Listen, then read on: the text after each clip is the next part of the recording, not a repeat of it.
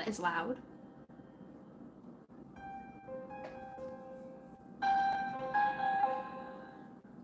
Let's turn that way down. Hey guys, it's Fluffykins here. And today we're playing the King of Cats. I have no idea what this is. My Instagram for my personal account is called Queen of Cats. And apparently I purchased this years ago.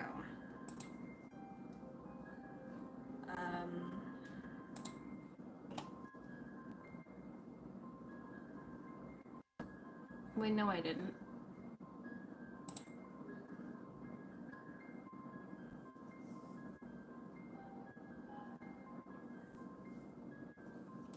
I bought it recently, I think. I don't know. This is my Steam library. I don't know when I got it, but it's called the King of Cats. The reason why I'm thinking about this is because my username on my personal stuff is Queen of Cats. Other numbers. I have 0 Aulas what this is about. Santa Barbara, California, 1992. Way before I was born. Actually, 10 years before I was born. I'm just seeing if you can see me on my camera. I can see through my phone, so I'm just gonna look through my phone. The rain patters lightly on the melon covered hanging over the patio. The man stands next to his stool at a high table draped in checkered cloth. He opens his second beer and stirs a bowl of clam chowder without particular interest. El Fortino thought this might be the worst chowder he's ever tasted in his life. He drops the spoon into the soup and glances around the restaurant. The place is practically empty, just a giant little house on an ugly property that consists mostly of mud and cement. A row of Californian palm trees lines one side of the lot, making the border between them and the next property over. Val leans against the table and spills his beer.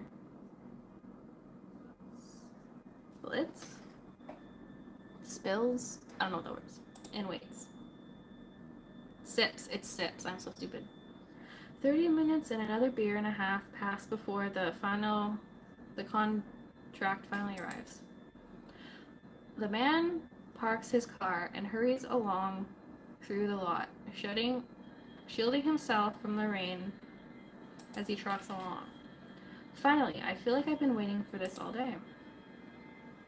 Seller, sorry about that. I had to make a few quick calls.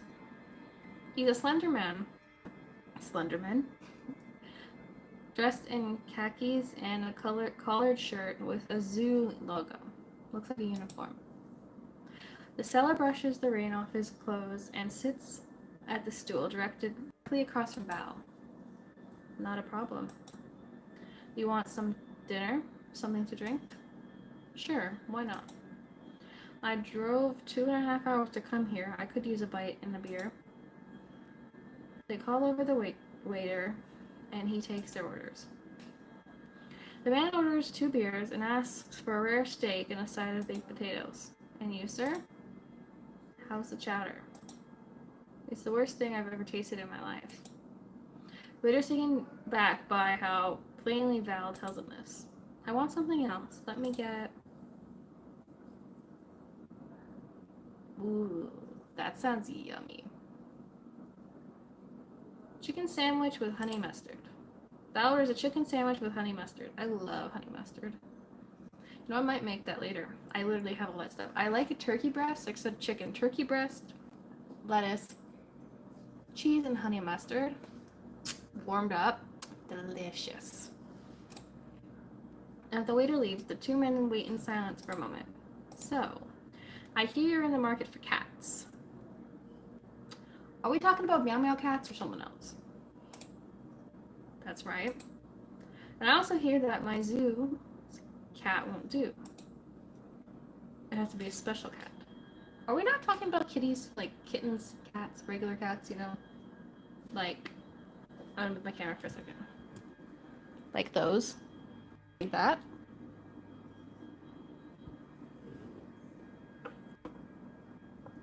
Something here makes me think we're not talking about that kind of cat.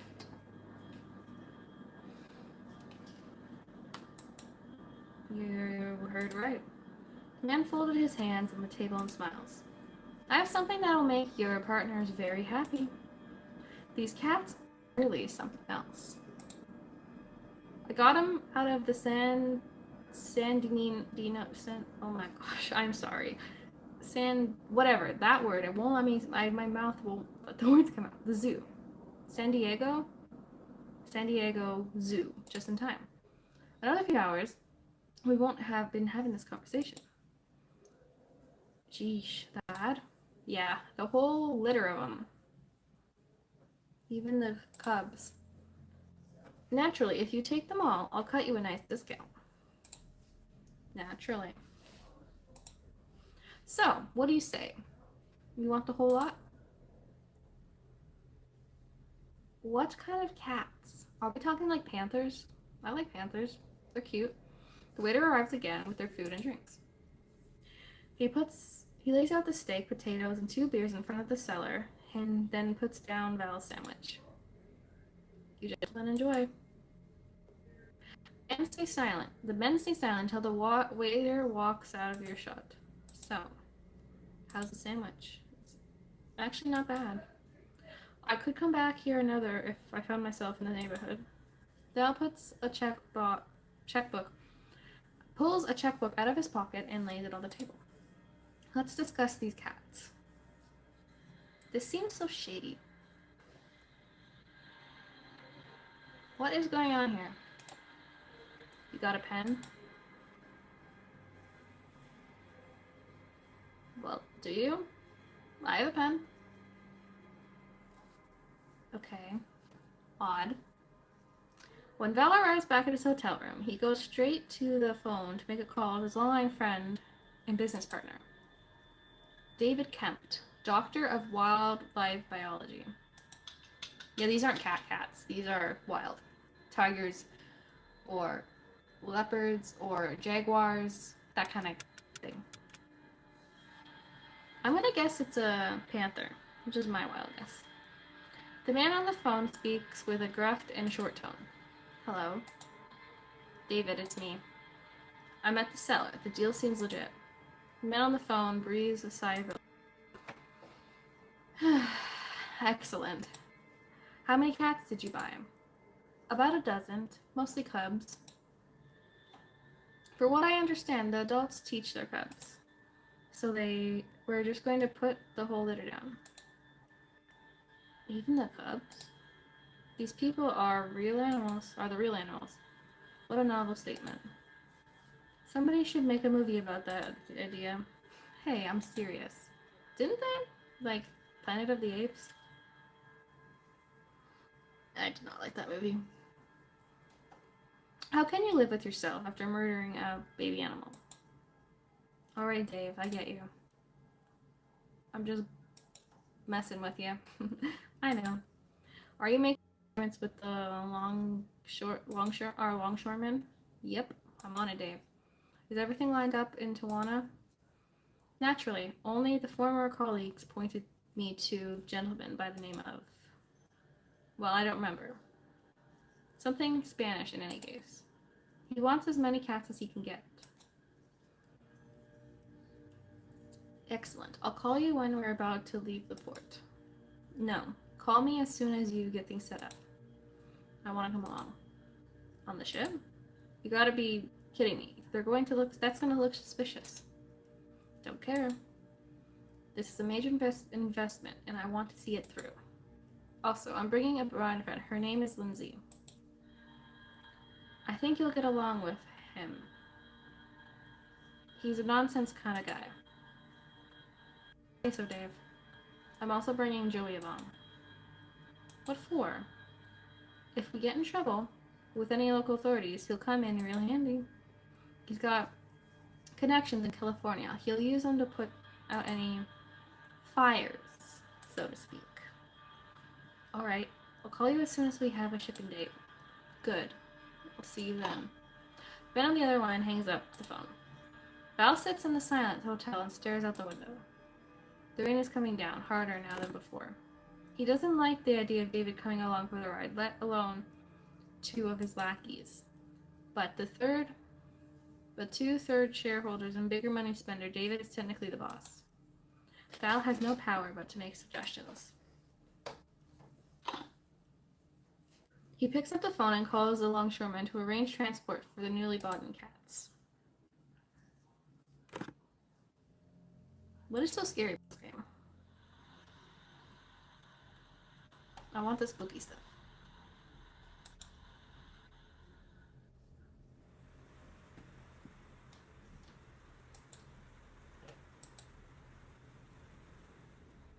Val enters the commons and scans the room. Ship's crew, Ray, Lindsay. Oh, his last name's Lindsay, okay. Ray, khaki shorts, Lindsay's outfits and international.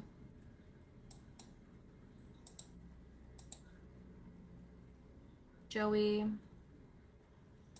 lawyer. We left the state just along for the ride. Hey Val, want some? We're playing a little guessing game. Oh yeah? Yeah, where's Dr. Kemp's big secret cargo? You mean the cows? Joey cackles loudly. This guy. No, not the cattle. Obviously, you didn't bring me and Mr. Haney's along to protect cattle. The ship isn't even outfitted properly for that kind of job. Gotta be something stored with the cattle. Or maybe inside them.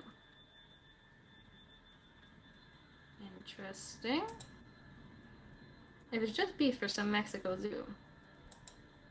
You sure? I mean, have you seen any cows? Joey, this man is David Kemp's business partner. I'd wager he knows all about the secret cargo. Which I'm certain isn't beef. Is that right? What is it then? Nothing but cows. Now drop it, alright? Anyway, there's nothing to worry about. Dave and I have it under control. Val gestures to the drunken lawyer. Just keep an eye on the guy and make sure he doesn't fall off the boat. The last thing we need is to be drowning on our hands.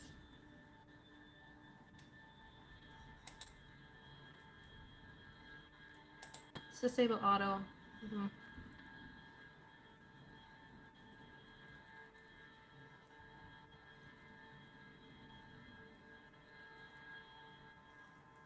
Ship security guard. Listening in on a call. What's going on, Captain? Some kind of problem with the cargo. Hold on a second.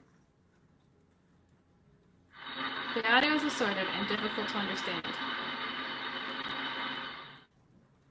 The voice of Sailor Brian Morrison crackles.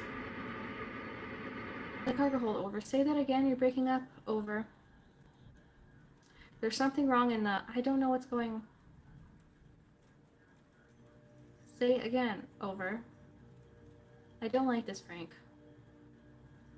First we're playing on a cruise ship with millionaire and his little... whatever that word is. And now with the cargo? Now problem with the cargo? What are you talking about? I don't know. A weird coincidence? You saw the manifest, right? He's just shipping calves for zoo lions. He probably here to help his staff feed and care for them. Relax, alright? If there's something wrong with the animals, we need to let them know. I'll call the cabin once we know what's going on. It could be a loose door or something. A loose door. Maybe some calves got loose. Who knows?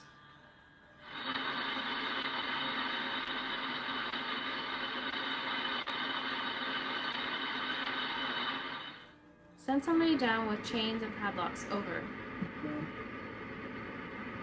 call cuts out. Roger that, sailor. Sending someone down. Over. Sailor Taylor. Yes. Grab some chains and padlocks from storage and take them down to the cargo hold. And be quick about it. Yes, sir. The seaman marches away dutifully. Sailor Morningston, this is Captain Walker. I'm sending Taylor down to help out. Over.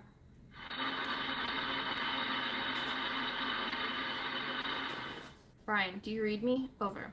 Is he dead? Did the cats get him? Jean gives him a grave stare. I'm going down there after them. What for? Something's wrong. We'll hear about it in any minute now. The safety of the cargo is my responsibility. I'm going down there. Excuse me, Captain. She storms out of the helm and hurries after Sailor Morrison. He's joined by second mate Cruz. Oh no. Hey, what's this all about? Jean's worried about a millionaire's cows. What for? We locked combat shotguns. We don't need to worry about a bunch of illiterate pirates. No, it's not the pirates she's worried about. Then what? I don't know. Something about the millionaire and his cows. But not cows. Excuse me. He holds up the receiver and speaks. Jean, any updates? Over.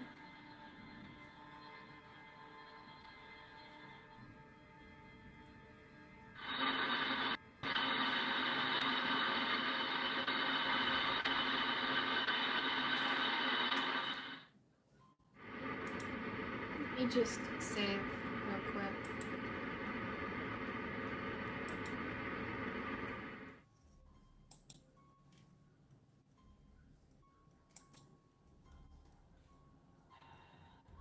I really don't know what this game is about. Brian, do you hear me? Over. Sailor Mornington checks his radio off and latches it onto his belt.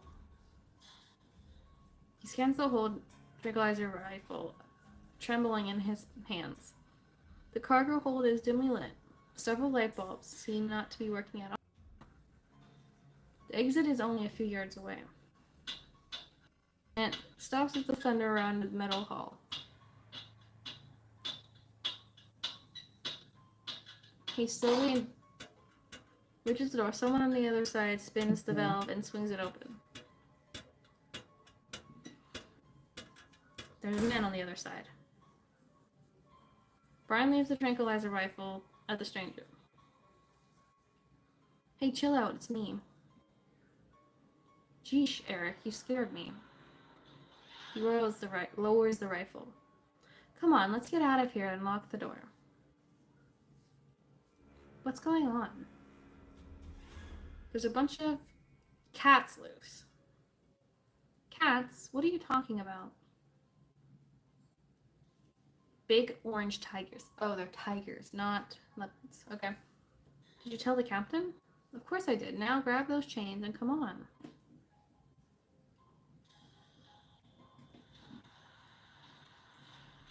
Exit to the cargo hold and push the heavy metal doors and shut, standing in the downpour. Holds up the chains like a pile of slimy worms soaked in the rain. Come on, man. Don't you know how to seal a door?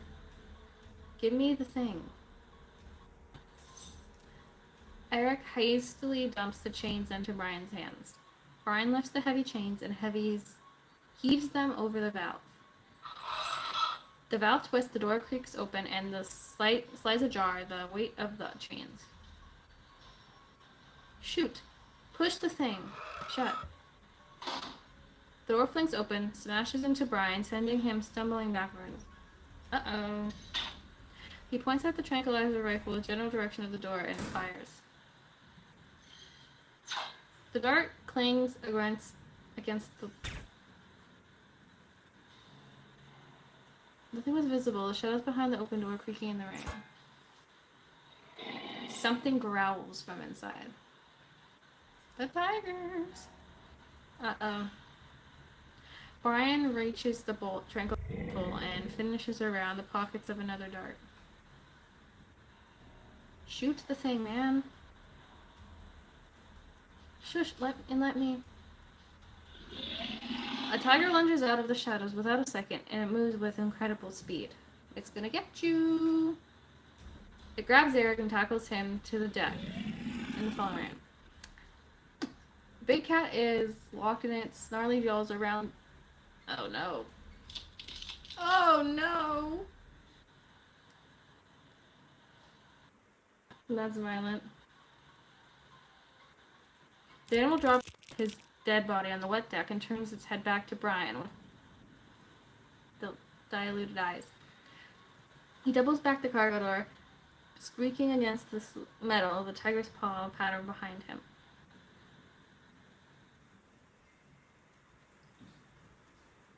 He lunges through the doorway and pulls the door shut behind him.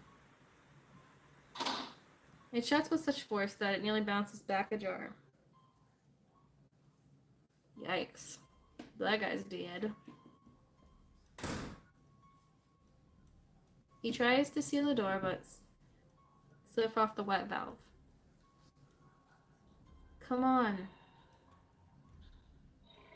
Something growls behind him, and his stomach feels like concrete.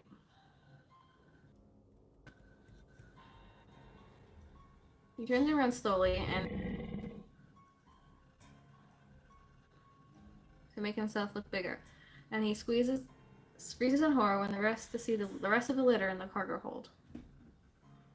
Standing between rows of huge crates, an adult tiger watches him with a pair of cubs at its... I don't know what that word is.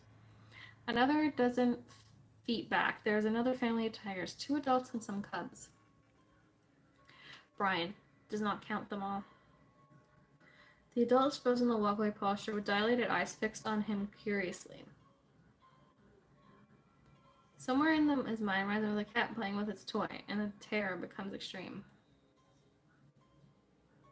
He drops the coat flap and uses it to free his hand to produce these darts from his pocket. The tiger watches him curiously. They seem to hesitate to make a move.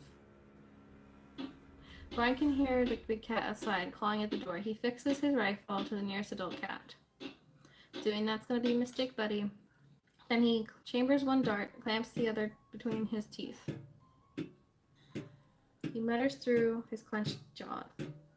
Say goodnight. He squeezes the trigger, and then the sound of the compressed air startles the big cat, sending them nearly 6 feet into the air. Dart whizzes past the adults into a tiny cub, hits a tiny cub across the room. You're done for. Oh, poor kitty.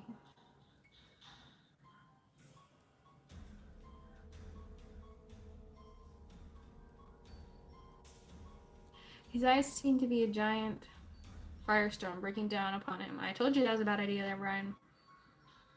He let out of his breath slowly. Uh-oh. Brian's dead. Jen stomps down the stairwell toward the cargo hold. She's gonna be dead next.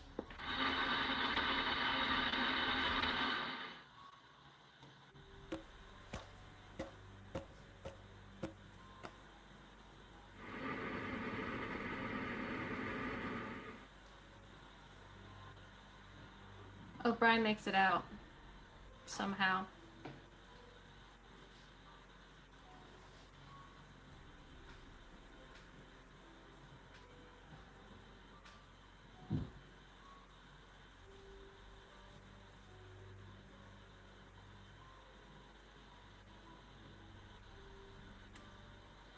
Yikes.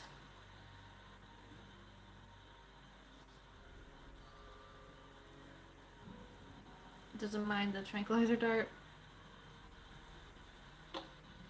Jin takes careful and quiet steps back in to cover up the stairs. When she reaches the upper deck, she breaks into a sprint and rips the radio off from her belt. Mayday, Captain. What's going on, Jen? There's a tiger loose on the ship. Over. A what? Get the shotguns. Frank out.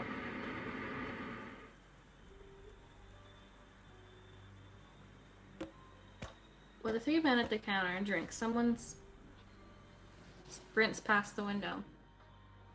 Val, Lindsay, and are startled. Joey didn't notice. What was that? Looks like a number of crew. I couldn't tell. What are you guys talking about? Nothing, Joey. Go back to sleep. I wasn't sleeping. Then have another drink and let the adults handle the situation. Lindsay stands up from the stool and marches to the door. Where are you going? Dr. Kemp cabin. I'm going to have a word with him. Wait a minute. About what? About the cargo? Darn. What's wrong? Nothing, Joe. Don't worry about it. Joey hurries out of the commons and follows Lindsay. Joey chuckles to himself while fills up another glass. Guess the boys can't handle their liquor.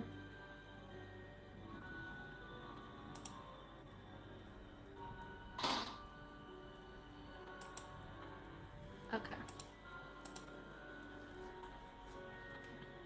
This game is really long. We're 30 minutes in.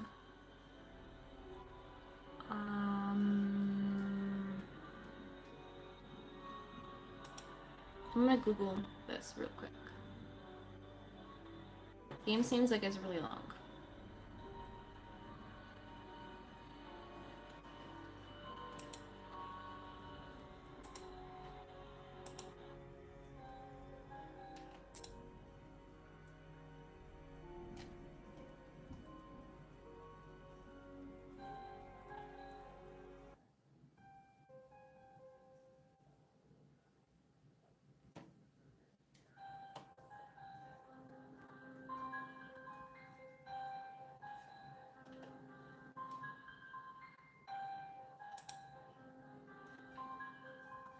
This is a good game though, but we don't have time for the fully play this. If you want me to continue the series and play some more, let me know.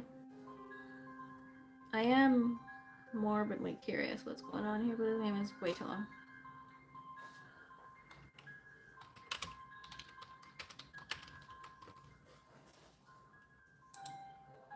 You can see my computer is garbage. Google takes forever to load.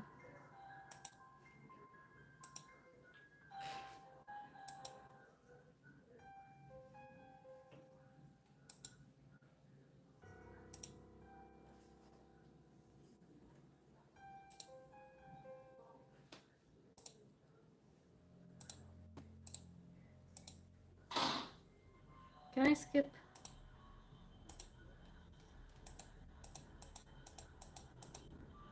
Killed? What about Sailor Morningson? He locked himself inside the cargo hold. I think he's fine. Yeah, my Google's not working. I can't Google how long this game is. No, I've been calling. Oh no. Think there could be more of them? I need one of you to come with me. I need to answer if they call. Why don't you go? Hold on. I need to stay here to navigate the ship. We don't have time to argue. Somebody, anybody, come with me. I wouldn't be going. I'm going. I'll probably have a second most range time after Jean. Between the two of us, I'm sure you'll be fine.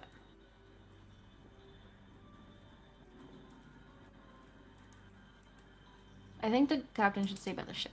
Alright, be careful. And Michael? I'm sorry. I shouldn't have volunteered you. Michelle, not Michael. Michelle. Hey, it happens. I'll stay on the radio and let you know if anything comes up. Cruz nods and hurries out the door.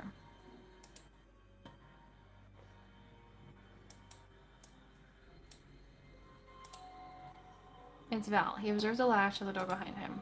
Hey, Lindsay, hold on. I want a quick word with you. What is it? He hesitates.